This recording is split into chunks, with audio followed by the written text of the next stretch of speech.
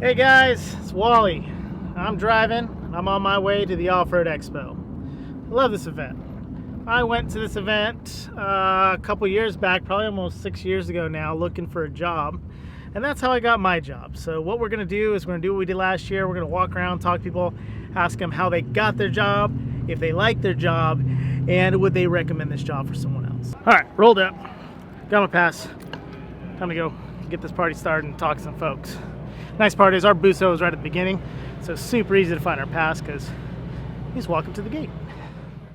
All right, so we've got here Bond from Rebel Off-Road, the owner of Rebel Off-Road.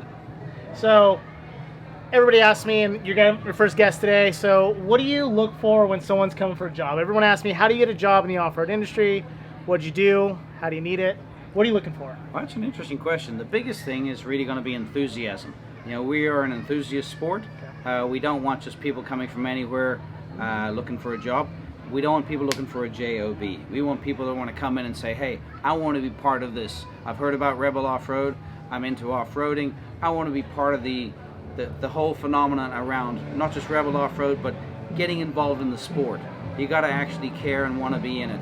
Because, you know, it's not just a regular gig. It's not a 9-to-5 thing. I mean, here we are on a weekend. We're at the show here this weekend, and I mean, we're slammed. I haven't sat down yet. You know, neither has my staff. They're crazy busy out there, and but everybody. It's not like, oh, can I go have a lunch or something? It's like, yes, I went and bought all my guys lunch. And they said, hey, we're going to keep working. Can you go get us food? I'm like, what better place to go than to do something like that? Those are the type of people we want to have.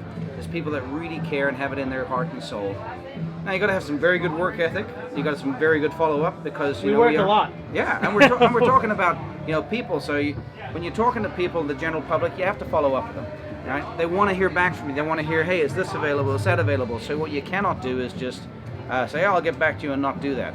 It's key to follow up with people. And that's one of the big things. The enthusiasm, being in the industry, and getting into the industry, but you got to follow up. Okay.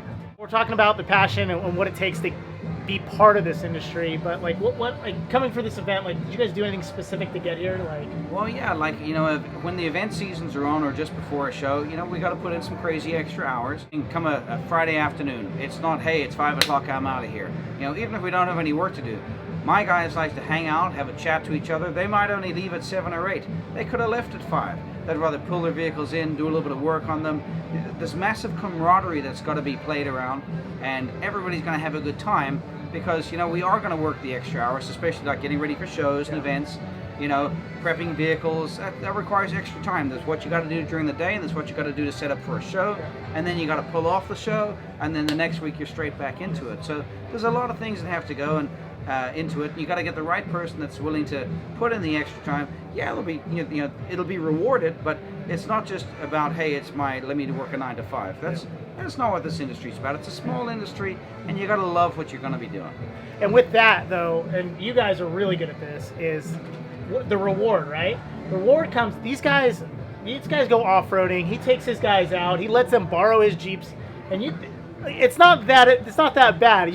So don't be doing it for that reason. Yeah, I mean, we've got some awesome rigs, but it is part of the reward is we all get to hang out. In fact, my guys have been bugging me. We like to go out and not even have other people around. Sometimes they just want to, hey, let's go out as a company and just hang out together in the desert, do some running around. Might do some rock crawling. Johnson Valley's a good one. Yeah, exactly. We can go out there and hang out, do some rock crawling, and hang out in the desert, do some desert running around, and that's what people want to be able to do. It's not, as I said, it's not the 9-to-5 thing. This is a lifestyle. That's a little bit better than, like, say, your company picnic at Magic Mountain or something, right? And here's the thing: they organize. They come to me and say, "Hey, Bond, we want to do this. Let's put it together." And I'm like, "Okay, cool. Hey, can we take the big trailer? It's a big trailer we're in. It's 53 feet." I'm like, "Yeah, we'll pile a bunch of stuff inside of there. We bring out, we barbecue, we hang out. Yes, we have a couple of adult beverages, or maybe more than a couple. But the fun stuff is sport pops. Yeah, sport pop.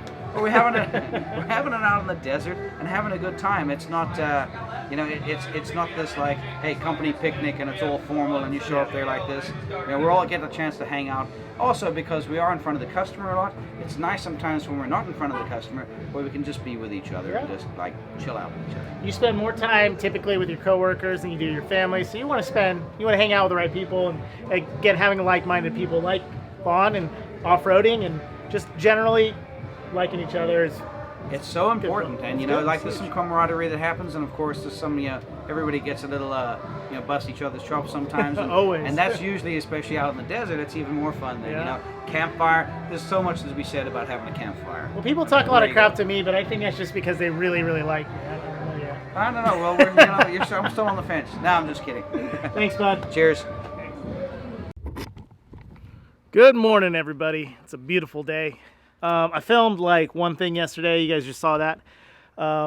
It's hard. I go to this event and I have a good time, and they're all my buddies. So I'm running around talking to everyone, and all of a sudden I'm holding the camera and it ends up looking like this. Because I'm not filming. I'm not talking. I wasn't planned. I didn't have a good plan, and you need to have a good plan to, you know, get things done. We're going to go to the event. Gonna enjoy it. First, I'm at my work. I got to get my stereo for my car because, yeah, you'll see why. That's my stereo. Time to go. Oh, that beautiful beast. If I didn't have the music in my history, now give it to me. Soundtrack still runs through my head. I gotta keep every single step. As old as we get, we don't forget. We won't forget, we don't forget. The soundtrack still runs through my head. I gotta keep every single step. As old as we get, we don't forget. Good morning, everybody. It's Wally. I'm in another hotel room today. This one's in Phoenix. Lovely city. Working again, like always. I travel and I work, or I sit at a desk and I work. Last weekend was Expo, and I pretty much made a nothing video because I was chatting it up with a bunch of people I know. So this week is going to be Phoenix, open house. I come home for a day or two, and then I'm flying out to Virginia. This is the hotel coffee. It's really not that great. A little more pep, a little strength.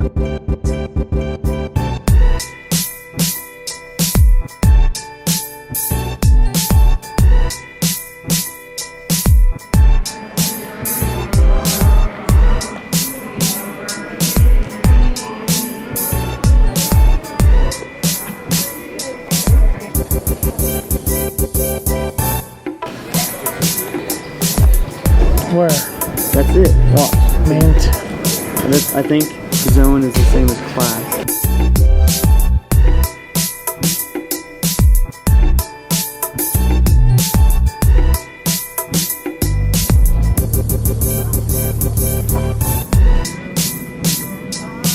Ladies and gentlemen, good evening and welcome on board your Delta flight service over to Atlanta. This time we're about 11 minutes or so from an on-time departure. Good morning, everybody. This is another hotel room. It's a beautiful day. Today, we're in Virginia, Overland Expo East.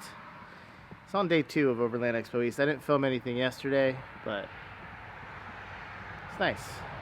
Let's go check out the show.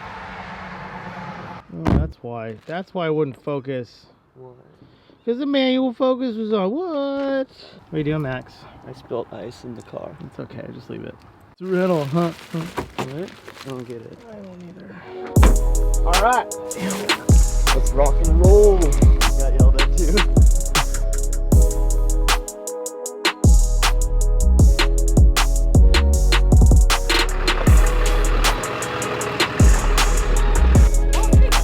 We're in like the hilltop cornering. Coffee. There you go. He's ready. Alright, so here at Overland Expo, everything is way more complicated than it has to be. I mean, literally calling anything overlanding is just camping. But we're coming up with names for everything. Max has come up with the first name. What is this tool for? This is your can anti-rattle fridge device because, you know, you put your beers in your super nice ARB fridge, you're bouncing around, smashing whoops, they get punctured. That's really a bummer. Try this out. 2, you ready? Works great.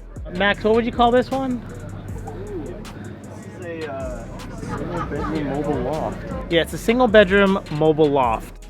So just as we're talking about the mobile loft units here, you're gonna need some kind of security device.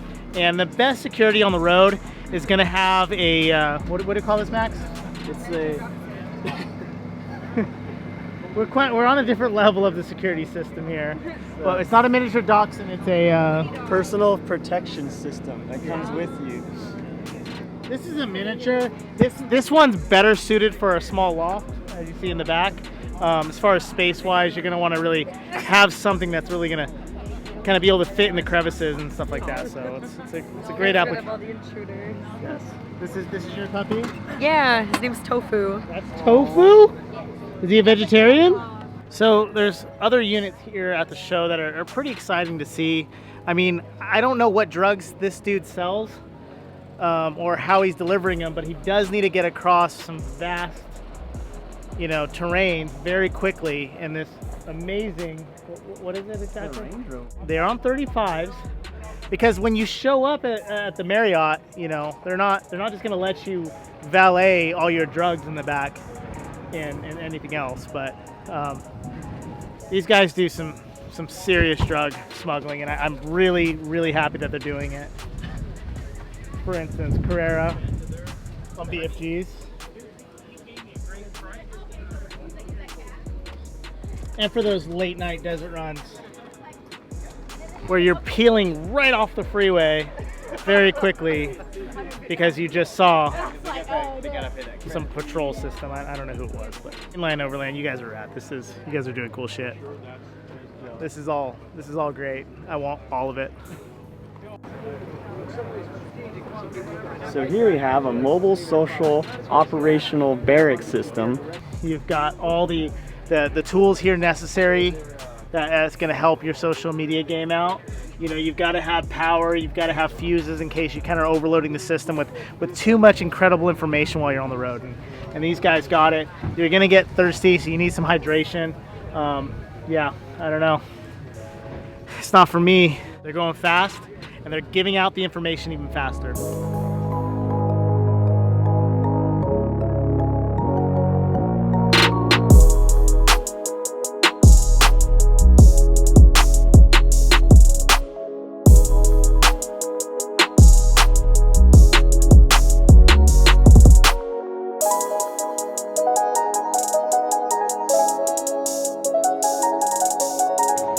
So here at Overland Expo, you've got all kinds of different living spaces.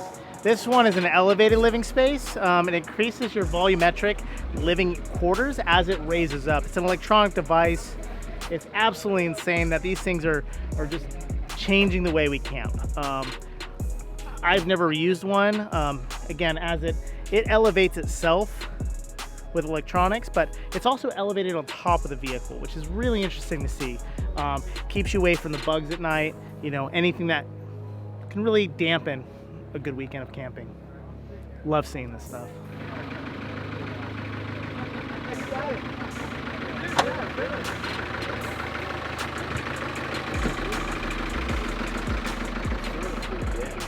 Sir, is this a lot easier to deliver mail in since it's on the right side?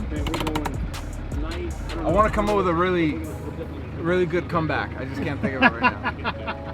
I feel like I'm a little drunk. You're not recording me, are you? No, not at all. Not at all. So at the show, you just see so many incredible things. And one of the best things I've seen at the show is this Scout. It's really interesting because it's actually performed a time travel feature. It just literally traveled from, well, that's not a new chassis, huh? No, it is a new chassis. Never mind. It's got independent front end. I was doing a whole time travel bit on this thing, but it's too cool. I don't know what chassis it's on, but it's badass. It's like a concept car. It's on a Titan? It says it here somewhere. They had the thing on there. They Titan XD or Titan some kind of Puma chassis. When the hood's open, it says it. It's a Nissan Titan. It's crazy. It's a Nissan Scout. That's odd, but I like it. All right, guys, it's Sunday. Forecast had like a little bit of rain in it. It did rain, just a smidgen, not much, but because of anything like that, it's gonna really slow the show down quite a bit, and it slowed down, and that's okay. But we're gonna go walk around here in a little bit when Max gets back. He's doing his tour of the show while vendors are actually there. We've been touring the show after hours, but yeah, go kind of see what's up. Yesterday we had a little fun making fun of some specialty items only displayed on an Overland vehicle, such as this cargo utility constructible unit, aka roof rack, stuff like that. You know, you gotta have fun at these shows. There's not much else to do. This is my life. 3 days, my space. So it's been fun. So it was good to see. Love the innovation. Love the elevation of the camping situation that these people are able to produce, such as $120,000 van right there. It's nice. They got air conditioning. It runs off lithium batteries. It's pretty sweet. I'm gonna run that thing all night long. Need that for my camper. It's slow now. Not a whole lot going on. This is the booth, right? Right? No one's there. This place is crazy.